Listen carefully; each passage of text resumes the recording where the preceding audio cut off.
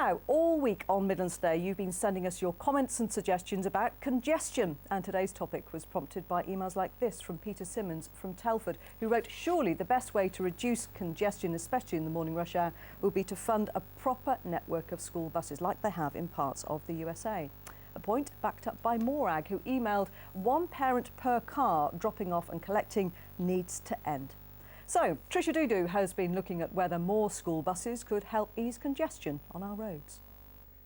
Well, let's start by looking at the number of children who already go to school on public transport.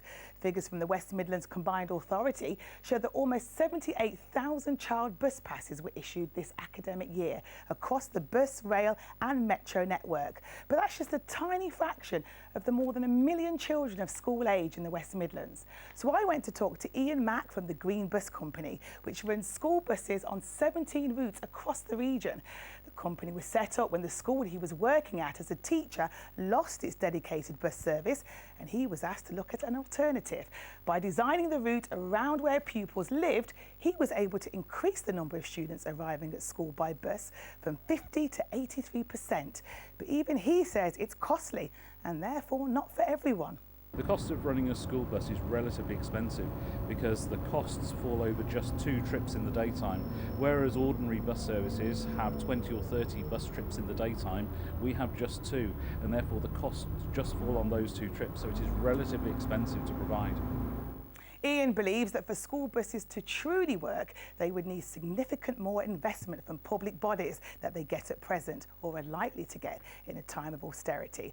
But this is the kind of difference they could make to our roads. 75 pupils could fit on this bus, taking up 10 metres of road. Compare that to the space they'd need if they all came in separate cars. Well, you've also been asking about how our motorways are managed. Edward Scott would like to see more variable speed limits to stop the start-stop problems, while some of you have been in touch with concerns about how the so-called smart motorways are working. Our transport correspondent, Peter Plisner, has been getting some answers from Jim O'Sullivan, the man in charge at Highways England. With congestion and delays on our motorways a regular part of many people's commute into work, Highways England has a tough job. Here, one of the biggest problems is that motorways like the M6 carry both local and national traffic. And Jim O'Sullivan, the man in charge at Highways England, maintains that meeting both needs isn't always easy. I think the region needs to understand the national needs, and indeed the nation needs to understand the needs of the region. So reconciling those two in a public arena, in a consultative manner, is an important thing for us to do. And could that mean more of a role for the M6 toll after recent calls for it to be made free? It was designed to be a free-flowing link from the northwest to the southeast, and it achieves that purpose. However, in a modern context, one looks at it slightly differently, and particularly with the levels of congestion on the M6, one says, does it have a greater role to play? At the moment, Highways England is concentrating on getting best use out of our motorways by turning the hard shoulders into running lanes. But there's been criticism about a lack of places to stop if cars break down. We are currently studying the smart motorways we put into service to see if there are breakdown hotspots. And if we identified any hotspots, we would go back and put extra emergency refuge areas in. At the moment, we think that the specification is about right. But what happens when things go wrong? Back in February, the M6 was shut for 24 hours and the following day the M5 was closed too.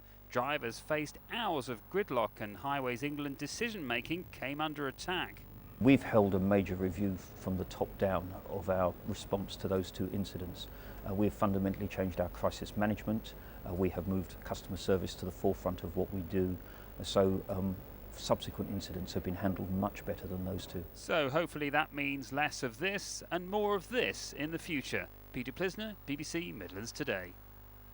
Well, thank you for all your questions and comments on congestion this week. And the debate continues with more discussion about the M6 toll road on the Sunday Politics. That's at the usual time of 11 o'clock this weekend.